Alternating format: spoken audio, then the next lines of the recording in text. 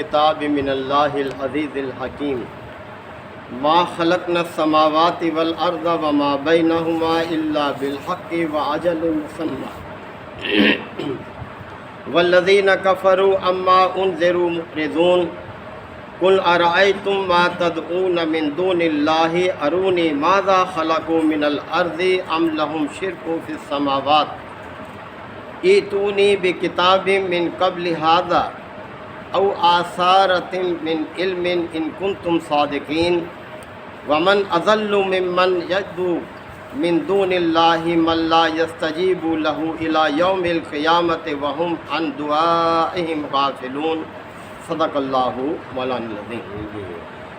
حضرات، سورہ احقاف کی یہ ابتدائی آیات ہیں۔ سورہ احقاف مکی سورہ مبارکہ ہے اور اس کا زمانہ نزول 10 نبوی بیان کیا جاتا ہے کہ جب نبی کریم صلی اللہ علیہ وسلم کو مکہ میں اللہ کے دین کی اشاعت کرتے ہوئے 10واں سال تھا، اور یہ سال بڑا مشکل سال تھا نبی کریم صلی اللہ علیہ وسلم کے لیے۔ آپ کو 3 سال شیب ابی طالب میں آپ کو، آپ کے ساتھیوں کو، آپ کے رشتہ داروں کو محصور رکھا گیا، تو اس محصوری سے آپ کو رہائی ملی، لیکن اس کے فوراً بعد ایسا ہوا کہ آپ کے چچا ابو طالب انتقال کر گئے۔ وہ آپ کے لیے ایک بہت بڑا سہارا تھے۔ مکہ کے سرداران آپ پر ہاتھ اٹھانے سے ذرا جھجکتے تھے اس معاملے میں۔ تو بہرحال ان کے 1 ماہ بعد ہی، ابھی 1 ماہ گزرا تھا کہ آپ کی زوجہ محترمہ ام المومنین حضرت خدیجہ الکبریٰ رحلت فرما گئیں۔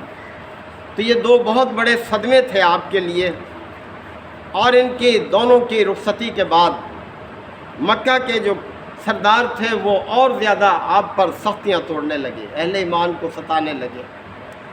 آخر کار آپ مجبور ہو کر طائف کی طرف تشریف لے گئے کہ وہاں جا کر اللہ کے دین کی دعوت لوگوں تک پہنچائی جائے، لیکن ان لوگوں نے بھی کوئی توجہ نہیں دی آپ کی دعوت پر، بلکہ آپ کو یہاں سے نکل جانے کے لیے کہا کہ آپ یہاں سے چلے جائیں، ہمارے نوجوان بگڑ جائیں گے آپ کی دعوت سن کر۔ اور آپ کو اس طرح سے نکال دیا گیا کہ آپ کے پیچھے نوجوان لگا دیے گئے، اور انہوں نے آپ پر پتھر تک برسائے، جس سے آپ زخمی ہو گئے، آپ کے جو جوتے تھے وہ بھی خون سے بھر گئے، اور نڈھال ہو کر آپ ایک جگہ بیٹھ گئے ایک سائے میں۔ تو آپ نے دیکھا کہ آسمان پر بادل نمودار ہوا، اور جب غور سے اس کو دیکھا تو حضرت جبرائیل علیہ السلام تشریف لائے، اور انہوں نے عرض کیا کہ یا رسول اللہ، میرے ساتھ اللہ تعالیٰ نے یہ پہاڑوں کا فرشتہ بھیجا ہے، آپ اسے جو حکم دیں گے یہ اس کی تعمیل کرے گا۔ اس نے آپ کو سلام کیا اور حاضر ہو کر عرض کیا کہ آپ اگر اجازت دیں تو یہ میں پہاڑ ان کے اوپر الٹ دوں اور یہ اپنے انجام کو پہنچ جائیں۔ تو آپ علیہ السلام کی صلہ رحمی دیکھیں، آپ نے فرمایا کہ نہیں، ایسا ہرگز نہ کیجیے۔ کتنا بڑا سبق ہے ہمارے لیے یہ کہ اس موقع پر بھی جب کہ آپ زخمی تھے، لہولہان تھے، اس قوم کے لیے کیا جذبات تھے آپ کے۔ آپ نے فرمایا کہ ان کی نسل سے وہ لوگ پیدا ہوں گے جو کہ دین اسلام کے لیے مفید ثابت ہوں گے، اور ایسا ہی ہوا۔ یعنی اللہ کے پیغمبر کی بصیرت دیکھیں کتنی ہوتی ہے، وہ وقتی طور پر حالات کو نہیں دیکھتا بلکہ مستقبل پر اس کی نگاہ ہوتی ہے کہ اس کے اثرات آگے کیا ہوں گے، اس کا نتیجہ کیا نکلے گا۔ تو بہرحال آپ پر پھر اللہ تعالیٰ نے ایسا بھی ہوا کہ نخلا کے مقام پر واپسی میں آپ نے قیام کیا، اور رات کو جب آپ نماز پڑھ رہے تھے تو جنوں کی ایک جماعت آئی، اور انہوں نے آپ کا وہ قرآن سنا۔ فجر کی نماز کا وقت تھا، اور وہ جنوں کی جماعت ایمان لے آئی آپ کی دعوت پر، اور انہوں نے جا کر اپنی قوم میں دین اسلام کی تبلیغ جو ہے وہ شروع کی۔ اللہ تعالیٰ نے آپ کو اس کی خبر دی، یہ سورہ جن میں اس کا ذکر ہے۔ آپ کو اس سے بڑی خوشی ہوئی کہ لوگ جو رویہ اختیار کر رہے ہیں، بہرحال جنات بھی جو ہیں اس کو قبول کر رہے ہیں اور اللہ کے دین کے تابع ہو رہے ہیں۔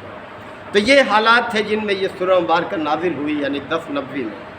حروف مقطعات سے آغاز ہے، حامیم، تنزیل الکتاب من اللہ العزیز الحکیم۔ اس کتاب کا نزول اللہ کی طرف سے ہے جو عزیز ہے اور حکیم ہے۔ یعنی لوگ جو غلط باتیں بنا رہے تھے اس قرآن کے حوالے سے کہ نعوذ باللہ یہ شخص خود گھڑ لیتا ہے یا کہیں سے سن کر آتا ہے، اللہ تعالیٰ نے پھر اس چیز کی وضاحت فرمائی کہ یہ کتاب اس ہستی کی طرف سے نازل ہوئی ہے جو کائنات کا خالق ہے، مالک ہے، عزیز ہے، حکیم ہے۔ اور یہ اپنی مثال آپ ہے، ذرا غور و فکر کرو تو اس کی جو عبارت ہے یہ خود اس بات کا ثبوت ہے کہ یہ کوئی انسانی کلام نہیں ہے، نہ کسی فرشتے کا کلام ہے، نہ جنات کا، نہ اور کسی مخلوق کا، یہ اللہ تعالیٰ کا کلام ہے۔ ما خلقنا السماوات والارض وما بینہما الا بالحق۔ اب دوسری بات جو سمجھائی جا رہی ہے وہ یہ کہ دیکھو یہ آسمان اور زمین اور اس کے درمیان جو کچھ بھی ہے یہ سب برحق پیدا کیا ہے اللہ تعالیٰ، حق کی بنیاد پر پیدا کیا ہے۔ یعنی یہ کوئی کھلونا نہیں ہے یا دل لگی کے طور پر پیدا نہیں کیا، بلکہ اللہ تعالیٰ کا بڑا نظام حکمت ہے یہ، جس کے تحت یہ پیدا کی گئی ہے، یہ آسمان، یہ زمین اور یہ ساری چیزیں۔ اور اس کا ایک مقصد ہے، اور اس مقصد پر تم پہنچانے کی بجائے طرح طرح کی باتیں بنا رہے ہو، سنجیدگی اختیار نہیں کر رہے۔ یہاں ایک امتحان گاہ ہے، یہ تم عارضی قیام ہے تمہارا، یہ تمہیں آزمایا جا رہا ہے، اور تم مذاق میں اڑا رہے ہو کہ آخرت کچھ نہیں ہے، اور توحید کے بارے میں بھی تم نے کس طرح سے شرک اختیار کیا ہوا ہے۔ تو یہ حق کے ساتھ پیدا کیا ہے، وہ اجل مسمى، اور ایک خاص مدت تک کے لیے ہے، یعنی اس کی میعاد مقرر ہے اللہ تعالیٰ کے ہاں اس کی، اور یہ میعاد کتنی ہے وہی بہتر جانتا ہے۔ اور کائنات کے ہر چیز کی ایک عمر اللہ نے مقرر کی ہے، خواہ وہ انسان ہو، خواہ وہ جانور ہو، خواہ کوئی اور چیز ہو، درخت ہو، کوئی بھی ہو، حتیٰ کہ چاند سورج، ان کی بھی ایک عمر مقرر ہے، اپنے وقت پر یہ بھی رخصت ہو جائیں گے۔ والذین کفروا، اور جو لوگ کافر ہیں یعنی جو دین کو قبول کرنے کے لیے تیار نہیں، اما انذروا معرضون، وہ بے رخی اختیار کر رہے ہیں اس چیز سے جس سے ان کو خبردار کیا جا رہا ہے۔ یعنی ہمارا پیغمبر جن چیزوں کی ان کو خبر دے رہا ہے اس سے یہ بے رخی اختیار کر رہے ہیں، اس پر یقین نہیں کر رہے۔ جو یقین کرے گا ظاہر ہے وہ اس کی تیاری بھی کرے گا۔ کل، اے نبی صلی اللہ علیہ وسلم کہہ دو، ارأیتم ما تدعون من دون اللہ، کیا تم نے غور کیا ہے کبھی ان ہستیوں پر جنہیں تم اللہ کے مقابلے میں پکارتے ہو؟ ارونی، ذرا مجھے بھی تو دکھاؤ، ماذا خلقوا من الارض، کہ انہوں نے زمین میں کیا پیدا کیا ہے۔ یعنی جن ہستیوں پر تمہیں بڑا مان ہے، اللہ کے مقابلے میں تم انہیں پکارتے ہو، ان کی سیوا کرتے ہو، نظر و نیاز چڑھاتے ہو، یہ خانہ کعبہ میں سارا انہی کا تو قبضہ تھا، بت سجا رکھے تھے۔ فرمایا کہ ذرا ان سے کہو کبھی تم نے غور بھی کیا ہے کہ انہوں نے اس زمین میں کیا پیدا کیا ہے، اس کائنات میں کیا بنایا ہے، کیا ان کا اختیار ہے کہ جن کی تم سیوا کرتے ہو اللہ کے مقابلے میں۔ ام لہم شرک فی السماوات، یا آسمانوں میں کوئی ان کا حصہ ہے، یعنی آسمانوں کی تخلیق میں، اس کے نظام کو قائم کرنے میں کیا ان کا کوئی کردار ہے؟ ذرا مجھے تو بتاؤ۔ ایتونی بکتاب من قبل ھذا، اس سے پہلے اگر کسی کتاب میں کوئی خبر دی گئی ہے ان کے بارے میں، کوئی سند ہے تمہارے پاس تو میرے پاس لے کر آؤ۔ یعنی میں تمہارے سامنے موجود ہوں، میں اللہ کی کتاب تمہارے سامنے پیش کر رہا ہوں، اگر تمہارے پاس اس سے پہلے کوئی کتاب آئی ہوئی موجود ہے اللہ کی، اور اس میں کوئی ان کے بارے میں اللہ نے فرمایا ہے کہ یہ بھی ہستیاں ہیں میرے ساتھ، تو میرے سامنے لاؤ۔ او آثارۃ من علم، یا علم کے کوئی اور اثرات تمہارے پاس موجود ہیں تو ذرا مجھے بھی دکھاؤ، اگر حق ہوگا تو میں بھی تسلیم کروں گا۔ ان کنتم صادقین، اگر تم واقعی سچے ہو۔ ومن اضل، اور اس سے بڑا گمراہ کون ہوگا، اس سے بڑا بھٹکا ہوا بدراہ کون ہوگا، ممن یدعو من دون اللہ، جو اللہ کے علاوہ دوسروں کو پکارتا ہے۔ یعنی اس سے بڑا بھٹکا ہوا بھی انسان کوئی ہوگا دنیا میں کہ جو اللہ کے مقابلے میں ان ہستیوں کو پکارے جو خود اللہ کی مخلوق ہے، جو خود بے بس ہے، جو خود اللہ کے محتاج ہے۔ اس سے زیادہ بھٹکا ہوا انسان کون ہوگا؟ تو فرمایا کہ ومن اضل ممن یدعو من دون اللہ، کے مقابلے میں جن ہستی کو پکارتے ہیں لوگ، ان سے بھٹکا ہوا زیادہ کون ہوگا؟ من لا یستجیب لہ الی یوم القیامہ، جو قیامت تک بھی ان کی بات کا جواب نہیں دے سکتے۔ کیا ہے ان کے بس میں، کیا جواب دیں گے؟ وہم عن دعائہم غافلون، جبکہ وہ ان کی دعاؤں سے بھی بے خبر ہے، انہیں پتہ نہیں مانگنے والا کیا مانگ رہا ہے، ان کے بس میں کچھ نہیں ہے، ان کے آگے ہاتھ پھیلا رہے ہیں، ان کو اپنا کارساز بنا رہے ہیں۔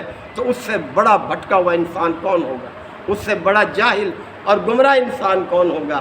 عقل مند وہ ہے جو اللہ کو پہچانتا ہے، جو اپنے خالق کو، مالک کو پہچانتا ہے، اس سے ڈر کر زندگی بسر کر رہا ہے، جو آخرت سے بے خبر نہیں ہے، جو آخرت پر یقین رکھ کے اس کی تیاری میں لگا ہوا ہے، جو کبھی غافل نہیں ہوتا اپنے رب سے، ہر وقت اپنے رب کی اس کی فکر ہے، آخرت کی فکر ہے، اور اسی کے لیے اپنے تیاری میں لگا ہوا ہے۔ تو اس چیز کی طرف توجہ دلائیے، دیکھیں کس کس انداز میں اللہ تعالیٰ نے منکرین حق کو توجہ دلائی ہے۔ اللہ تعالیٰ ہمیں بھی یہی توجہ عطا فرمائے۔ وآخر دعوانا الحمدللہ رب العالمین۔ الحمدللہ وکفی وسلام علی عبادہ الذین اصطفی۔ ربنا آتنا فی الدنیا حسنہ وفی الآخرۃ حسنہ وقنا عذاب النار وادخلنا الجنۃ مع الابرار یا عزیز یا غفار یا رب العالمین۔ اللہم انک عفو کریم تحب العفو فاعف عنا۔ اللہم من احییتہ منا فاحیہ علی الاسلام ومن توفیتہ منا فتوفہ علی الایمان۔ یا شافی الامراض اشف مرضانا ومرضى المسلمین۔ یا قاضی الحاجات اقض حاجاتنا وحاجات المسلمین۔ اللہم اعز الاسلام والمسلمین۔ ربنا تقبل منا انک انت السمیع العلیم وتب علینا انک انت التواب الرحیم۔